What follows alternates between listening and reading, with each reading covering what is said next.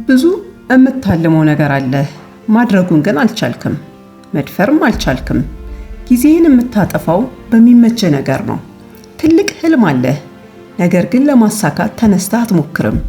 ብዙ ምክንያት ይይዝሃል። ቆይ በኋላ፣ ቆይ ነገ ትላለህ። ነገ ይመጣል። መቼ ነው የሚጀምረው? የማይቆርጥ ሰው የትም አይደርስም። ጊዜው ይባክናል። ዓላማውን ሳያሳካ በምኞት ይኖራል። ቆራጥ ሰው ግን ከዜሮ ተነስቶ ምኞቱን ያሳካል። መጀመር አቅቶ አይደለም አላሳካኸው፣ አላስተዋልክም እንጂ የምታስበው ነገር ወጥመድ ሆኖብህ ነው። ወጥመዶቹ 3 አይነት ናቸው። እስኪ ራሳችንን ፈትሽ። ተከታተሉት። በዚህ ቪዲዮ ውስጥ ህይወታችሁን የሚቀይር ጥበብ ታውቃላችሁ። ማራኪ ቲዩብን ሰብስክራይብ ያድርጉ። የደወል ምልክቷንም መጫን አይርሱ። ቁም ነገሩን ይከታተሉ። የመጀመሪያው የአስተሳሰባችን ወጥመድ ይሉኝታ ነው። እያንዳንዱ እንቅስቃሴያችን ሰዎች እየተከታተሉት እንደሆነ እናስባለን።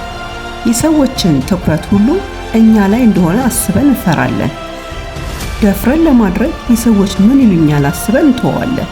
እውነቱ ግን የሰው ትኩረት ራሱ ላይ ነው፣ አንተ ላይ አይደለም። ለደቂቃዎች ሊያስብ ይችላል፣ ከደቂቃዎች በኋላ ግን ይረሳሃል። ብዙ ጥናቶችም የሚያሳዩት ይህንን ነው።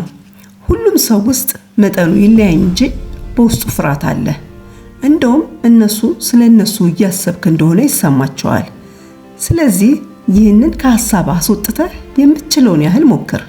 ውጤቱን ለመቀበል ዝግጁ ሁን። ሰው ምን ይለኛልን አትፍራ። በህይወትህ ምንም ቢፈጠር ጊዜ ወስዶ ስላንተ የሚያስበው የለም። አገኘህም አጣህም ዋና ተጠቃሚውም ተጎጂውም አንተ ነህ። ስለዚህ ለራስህ ስትል ቆርጠህ ጀምር። አታወላወል። ቁጭ ብለህ ፈዝ ብትውል ማንም አይመጣልህም። ለራስህ ያለኸው አንተው ራስህ ነህ። ማንንም አትጠብቅ። ቤተሰብንም ቢሆን አትጠብቅ። ጊዜው ከሄደ በኋላ በቁጭትና በጸጸት የምትጎዳውም አንተ ነህ። እያንዳንዷ ሰዓት የተሰጠህ በአግባቡ እንድትጠቀምበት ነው። ለአንተም ለሌላውም እኩል 24 ሰዓት ተሰጥቷል። አንዳንዶች እያንዳንዷን ሰከንድ ዓላማቸውን ለማሳካት ይጠቀሙበታል። ዋጋ ከፍለው ያሰቡበት ይደርሳሉ። አንተ ለምን አትወስንም? ወስነ ጀምር። መጨረሻ ውጤቱን ትደሰትበታለህ ወይም ተምረህ ታልፋለህ። ካልደፈርክ ግን ሁልጊዜ ባለህበት ሆነ ትኖራለህ። ቀጣዩ ወጥመድ ደግሞ ፍርሃት ነው። ፍርሃት ህይወቴ አደጋ ውስጥ እንዳይወድቅ ከሚል ስጋት የሚመጣ ነው። በድርጊቱ ውስጥ ምን እንደሚሆን ካለማወቅ የሚመጣ ነው። አይምሮ ሁሌም ማሰቡን አያቆምም። በዙሪያህ ያለውን ነገር ስላለህበት፣ ስላሳለፍከው፣ ስለሚያውቀው ነገር ሁሉ ያስባል። መስራት፣ መለወጥ፣ ማሳካት ታስባለህ። ነገር ግን ያለህበትን ሁኔታ አስበህ አዲስ ነገርን ትፈራለህ። የምታውቀውን ህይወት ትመርጣለህ።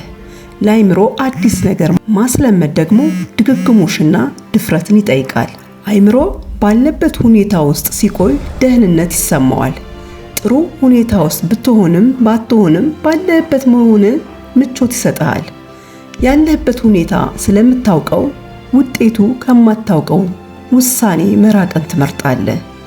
እኛን የሚለውጡ ነገሮች ግን ከባድ ውሳኔዎች ጀርባ ናቸው። ላድርገው አላድርገው እያልክ በፍርሃት ትተዋለህ። የምታስበውን ባለማድረግህ ጸጸት ውስጥህን ይጎዳዋል። አስበህ ያልጀመርከው ተመኝተህ ያላሳካው ነገር በሙሉ ጊዜው ከሄደ በኋላ አቅምህ ከጠፋ በኋላ እየተጸጸትክ እንድትኖር ያደርግሃል። 3ኛው ወጥመድ ለራሳችን ያለን የተሳሳተ አመለካከት ነው። በሰዎች መጥፎ ትችት ምክንያት ራሳቸውን አሳንሰው ይመለከታሉ። አትረባም፣ አታውቅም፣ አትችልም፣ አታሳካም የሚሉ በአይምሮ ውስጥ ቦታ ይዘው የተቀመጡ ድምጾች ወደ ኋላ ይጎትተዋል። ትችት መቋቋም ካልቻልክ በአንድ ትችት ወደ ኋላ ትመለሳለህ። በህይወታቸው ጥሩ ደረጃ ላይ ያሉ ሰዎች ተተችተዋል፣ ደግሞም ተስቆባቸዋል። ሰው ባደረከው ነገር ሊስቅብህ፣ ሊንቅህ፣ ብዙ ሊልህ ይችላል። እንዳትጀምር ሊነግርህም ይችላል። ስታሳካው ግን ያደንቅሃል፣ ያመሰግንሃል። ትችት ሳትፈራ ትክክለኛውና ያመንክበትን አድርግ።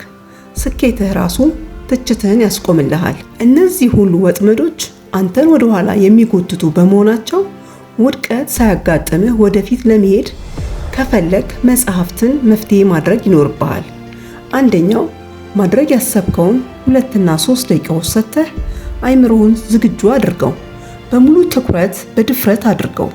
የምትፈራው እስከምትጀምረው ነው። ያሰብከውን በሙሉ እያንዳንዷን በድፍረት ጀምረው። ስትገባበት ኃይልህ በራሱ ሲመጣ ታየዋለህ። ለአይምሮህ ሁሌም እየደጋገምክ አሳየው። ትኩረት በሰጠኸው መጠን ማንም ቀስቃሽ አያስፈልግህም። ያሰብከውን ጀምረው። ወደ ድርጊት ካልገባ ሐሳብህ ወደ ሌላ ሐሳብ ይወስድሃል። ተነሳሽነትህም ይቀንሳል። ብዙም አታመንታ። እስከ ዛሬ ቆርጠህ ተነስተህ ያደረካቸውን አስባቸው እስቲ። እግዚአብሔር ሲፈጥርህ ጸጋ የሆነ ችሎታ ሰጥቶ ነው የፈጠረ። ከራስህ ጋር ጊዜ ይኖርህ። ድብቁን ጸጋህን ፈልገው። ብዙዎችም የተሰጠንን ጸጋ ሳናገኝ ሳንጠቀምበት ወይም ለሰዎች ሳንጠቅምበት ይዘነው ወደ መቃብር እንወርዳለን። አንድ የተማረ ጸሐፊ ትልቁ ሀብት ያለው መቃብር ቦታ ላይ ነው ይላል። ድንቅ የመዝሙር ችሎታ፣ ድንቅ የሥራ ፈጠራ ችሎታ፣ ድንቅ የመናገር ችሎታውን ብቻ የተለያዩ ችሎታዎች እያሉት በፍርሃት ተይዞ በውስጡ ይዞት ያልፋል። ሰው ምን ይለኛል እያለ የሰዎችን ቁጣ፣ የንቀት ንግግሮችን እያሰበ ወደፊት መራመድ አቅቶት ይኖራል። ከዚህ በኋላ መፍራትን አቁም። ይህንን ቪዲዮ በሰማበት ቅጽበት ጀምር። ኔጌቲቭ ሐሳቦች እየመጡ ሳያሸንፉ አሁኑን ወስነህ ጀምር። የምታስበውን አንተ ታውቃለህ። ነገ የምታስበውን ጥሩ ማንነት የምትገነባው ዛሬ ነው፣ አሁን ነው። ፍርሃት ተኖ የሚጠፋ ነው። ባላደረግከው ነገር የሚሰማ ጸጸትና መቆጨት የእድሜ ልክ ነው። ስለዚህ ህይወት ምርጫህን ነው የምትከተለው። ይህ ቪዲዮ ከወደዳችሁት ላይክ እና ኮሜንት በማድረግ ያበረታቱን። በቀጣይ ተመሳሳይ የሆነ ቪዲዮ እንዲደርሳችሁ ሰብስክራይብ በማድረግ የደወል ምልክቷን በመጫን ቤተሰብ ይሁኑ። እስከ መጨረሻው ስለተከታተላችሁ አመሰግናለሁ።